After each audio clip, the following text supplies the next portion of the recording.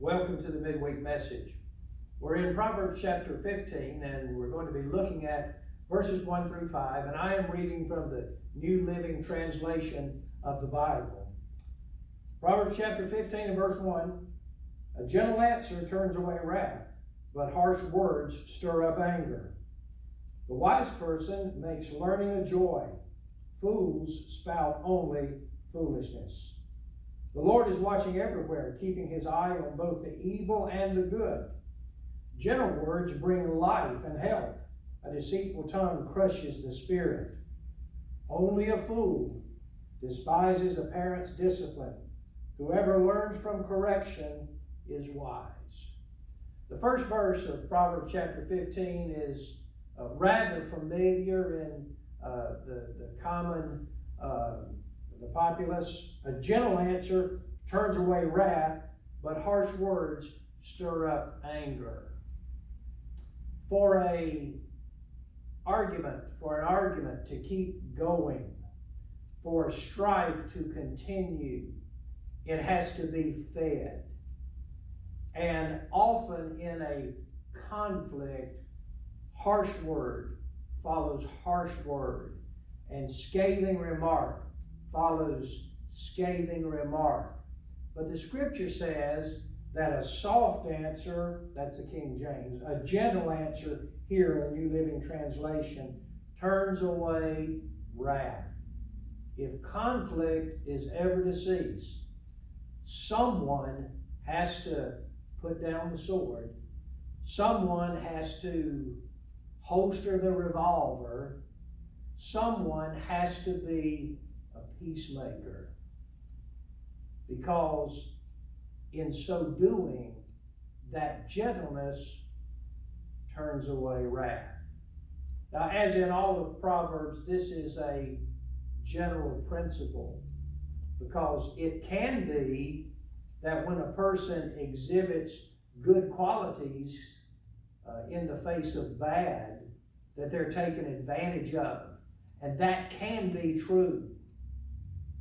But nothing is ever accomplished when egregious action follows egregious action. And a gentle answer turns away wrath. Harsh words stir up anger. And so something is said to me, and I say something back that's harsher. And then the reply is harsher still. And there is no end to the conflict. Most folks don't want to live lives of conflict. Verse 2, the wise person makes learning a joy, but fools spout only foolishness.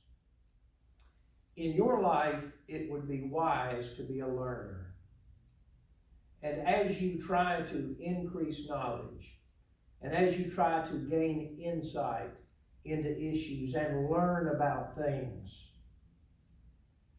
you will find joy. Fools think they already know it all. Fools are content with cliches and pat answers and what they think they already know about complex situations. But wise people find joy in learning. Verse 3, the Lord is watching everywhere, keeping his eye on both the evil and the good. The fact that the Lord sees everything is both a caution and a comfort. We used to sing the little song as children to be careful, little hands, what you do, little feet, where you go, little eyes, what you see, little tongue, what you say, because the Father up above is looking down in love. But be careful. It's cautionary because God is watching our actions. We're going to be judged on our actions, our words, and our thoughts one day. But it's also a comfort because we don't serve a one-eyed God. God is also beholding the good things that you do. He sees the meritorious acts. And God is not going to forget those things in eternity. He's watching everywhere. Verse 4 says, gentle words bring life and health. A deceitful tongue crushes the spirit. This sort of is related to the gentle answer in verse 1. Gentle words are life-giving. How I appreciate it when people speak kindly to me. And that should be a lesson to my soul, to speak more kindly to others. But a deceitful tongue crushes the spirit. Very often when we get in that antagonistic mode, when a person is down, and when they are defeated, and when they are hurt, we continue to pile on until we crush those people. That's just the opposite of the gentle words that are life-giving and health-inducing. And verse 5 says, only a fool despises a parent's discipline. Whoever learns from correction is wise. The scriptures are very clear that parents are to guide and discipline their children. But there are limits. Someone has said that what we need in parents is disciplined disciplinarians. Because discipline is not something that a parent does to a child. It's something that a parent does for a child. It's something that's good. And so a child should not despise their parents' discipline. Now again, this is a principle. We all know that some are not good parents. Some parents aren't interested in helping their children to develop. They are interested in lording over and crushing them and bending them to their will in a negative way. But the general principle that parents guide children, generally speaking, children are wise to heed their parents' instruction.